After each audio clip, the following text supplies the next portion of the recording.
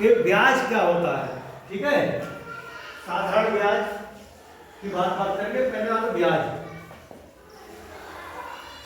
तुम लोग उसके बारे में अच्छी तरह से जानते हो, लेकिन उसके बारे में बहुत ज्यादा जानकारी नहीं है कि आखिर ब्याज होता क्या है। हम जब से यहाँ पर आए हैं तो हमें पता लगता है, जैसे कोई आदमी किसी से पैसे ले लेता है तो उसके कुछ महीने के बाद जब उसको पैसे देने पड़ते हैं, जो भी समय उसका निश्चित होता है, तो उसको कुछ बढ़ा करके पैसा देना पड़ता है। ठीक है, जैसे मान लीजिए किसी ने 10,000 रुपये उधार ले लिए किसी आदमी से, तो उसने कुछ समय के बाद वापस किए तो 11,000 रुपये। तो जो 1,000 रुपये लिया, पहले ज़्यादातर गाँव में ऐसे ही चलता था, अब तो ये चीज़ें कम हो गई है, लेकिन अभी भी इस तरह का चल रहा है कि जो पैसा तुम्हारा जो वर्तमान में उसकी कीमत है, उस पैसे की कीमत हमको कुछ ज़्यादा मिल गया। ठीक है, उस पर जो भी लाभ लेता है पैसा देने वाला, उसको ही हम ब्याज के रूप में जानते हैं। जैसे RBI है, रिजर्व बैंक हमारी जो है भारतीय जो रिजर्व बैंक है, वो निश्चित करती है बैंकों के लिए। ये गांव की बात नहीं कर रहे हैं। बैंक में तुम लोग पैसा जब जमा करते हो या कोई भी पैसा जमा करता है या उससे कर्ज लेते हो, तो उसके बदले वो कुछ पैसा तुम्हें ज़्यादा देता है। और जब तुम कर्ज लेते हो तो वो तुम्हें मतलब हर तरह से ज़्यादा लेगा।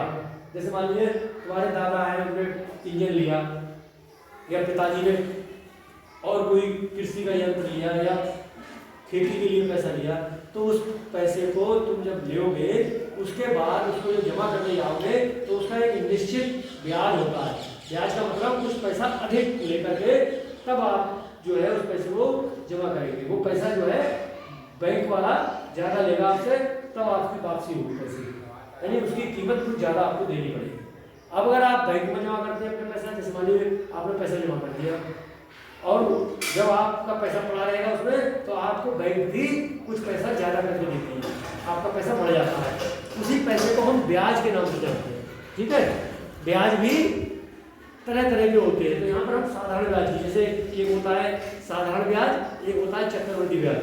ठीक है, चक्रवृद्धि ब्याज का मतलब अलग होता है, वो हम आगे बताएंगे। पहले साधारण ब्याज समझिए। साधारण ब्याज का मतलब क्या होता है कि ऐसा ब्याज जिस पे जो तुम्हारा पैसा है और जो तुम्हारी दर पे है, यानी ब्याज का प्रतिशत कितना जमा है और समय कितना है, उसके बाद उसको 100 से भाग करके हम लोग निकाल देते हैं। ठीक है, ये हमारा ब्याज हो गया। ब्याज समझ में आ गया।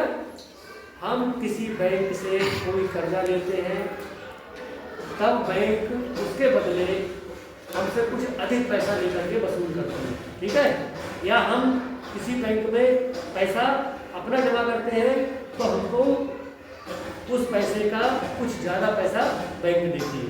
ठीक है, तो ब्याज किसी को हम कहते हैं, पैसा हमको अधिक मिलता है, उसी को हम ब्याज के नाम से जानते हैं। ठीक है, इसका सूत्र क्या है?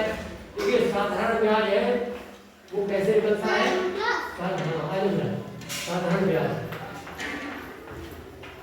इसका आप सूत्र होता है मूलधन, यानी जो तुमने पैसा लिया है।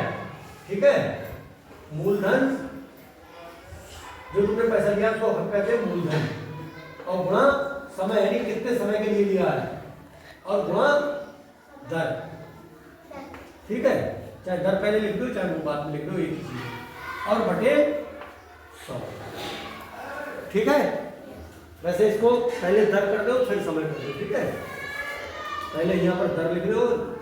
दर यानी कितने प्रतिशत के उससे आपने ब्याज लिया है, जो ब्याज जाएगा वो कितने प्रतिशत के हिसाब से जाएगा और कितने समय का, और फिर समय का। इस तरह से हम करेंगे तो इस तरह से हमारा निकल जाएगा। उदाहरण के लिए, जैसे एक किसान है, एक किसान ने बैंक से रुपए 15,000 10% वार्षिक ब्याज की दर से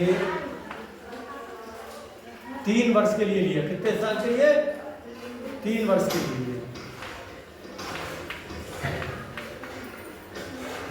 तो साधारण ब्याज की गणना कीजिए। ब्याज खाली यहाँ पर ब्याज की बता रहे हैं कि गणना कीजिए या साधारण ब्याज बताइए, गणना कीजिए। ये सवाल है, मान लीजिए बहुत सिंपल है, बिल्कुल समझ में आ जाएगा आराम से। अब साधारण ब्याज का सूत्र लगा दो, यहाँ पर साधारण ब्याज का सूत्र लगा दो। वही तुम्हारा मूलधन हो गया, मूलधन गुणा दर गुणा समय और बटे 100। तो देखो मूलधन कितना है 15,000, बोलते चले जाओ। दर कितनी है 10, बहुत बढ़िया। और समय कितना है 3 बटे 100। देखो 100 से जो है कि 0 से 0 काट देंगे, ठीक है। अब 150 ये रह गए, 100 तो ये कितने हो गए 1500 किया कितने हो गए 4500 रुपए। ये तुम्हारा ब्याज हो गया बस, ठीक है। ये ब्याज तुम्हें देना पड़ेगा। अगर मान लो पूरा पैसा जमा करोगे तो तुम्हें 15,000 इसमें जोड़ के देना पड़ेगा, ठीक है। अगर पूरा पैसा है तो ये तुम्हारा मिश्र धन हो जाएगा, इसको मिश्र धन बोलेंगे, ठीक है। अगर पूछे मिश्र धन की गणना कीजिए तो तुम्हें क्या करना होगा 1500 प्लस, तो मिश्र धन प्लस होता है, मिश्र धन बराबर होता है मूलधन प्लस साधारण ब्याज, ठीक है। और लिख करके आप कर दोगे, ठीक है। कितना सिंपल है, बिल्कुल सही है और बहुत मतलब बहुत ही आसान है, ठीक है।